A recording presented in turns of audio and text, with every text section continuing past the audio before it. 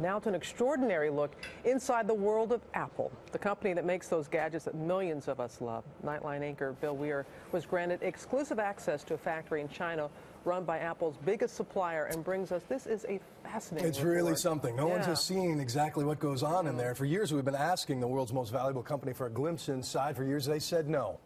But after serious allegations of forced overtime, underage labor, after explosions and chemicals killed and harmed workers over there, Apple's been taking increasing heat for the way they run their factories, especially the biggest supplier called Foxconn. And as pressure mounted, they invited not only us, but also the Fair Labor Association, a trade group, to audit Foxconn, publish the results. No matter how ugly, they said we could talk to anyone, go anywhere we wanted to. And here's a little sample of what we saw. It's all so stylish. The see-through stores, the pristine white packaging, touchscreens, all the more touchable since the company that makes them has been shrouded in tantalizing secrecy. Until now. I'm told this is the very first time any reporter from any country has been allowed to see this. We don dust-free bunny suits to watch a room filled with massive robots glide around with sheets of iPad glass. Wow, look at that. It's like a scene out of a Wall-E. But these lines are the futuristic exception. And with Apple's reputation under fire, we're most interested in the people who build their complex gadgets one tiny piece at a time. As a whole, it's an incredibly complex process, but look at the individuals and you see mostly teenagers from the countryside, 17, 18-year-olds far away from very poor homes. So this is home. They live in a dorm with 7 strangers, spend 6 days a week repeating the same task again and again. Fatigue and boredom are common in any factory, but this one is surrounded by suicide nets. They are everywhere.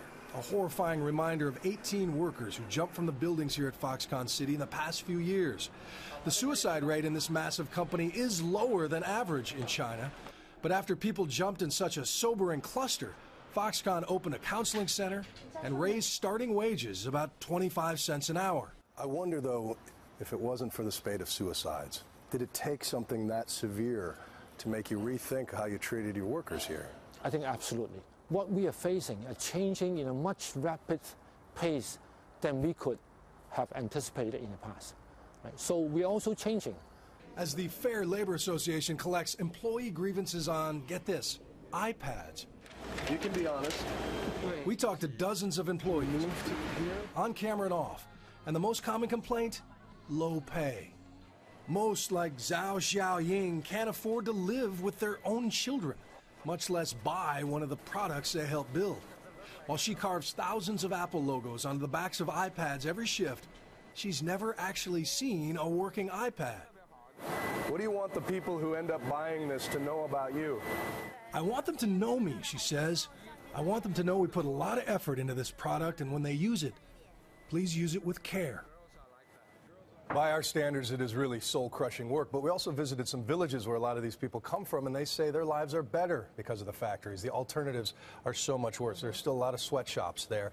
And for the record, ABC's parent company, Disney, does have close ties to Apple. Our CEO sits on their board, the estate of Steve Jobs, largest shareholder in Disney. But when Apple came calling, I said those ties would have no bearing on our reporting, although we didn't see any egregious violations. If the Fair Labor Association does find them, we'll report those as well going forward. Well, that report shows that you're going to be really fair about this. But let me ask you something else, Bill, because people watching this at home, it's an American company. Right.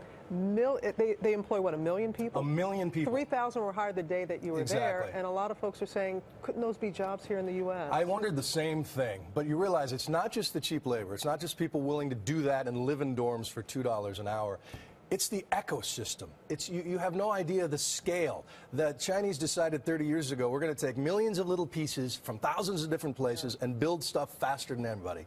And to be honest, in our current world, you can either be the country that lines up to make this stuff, or you can be the country that lines up to buy it.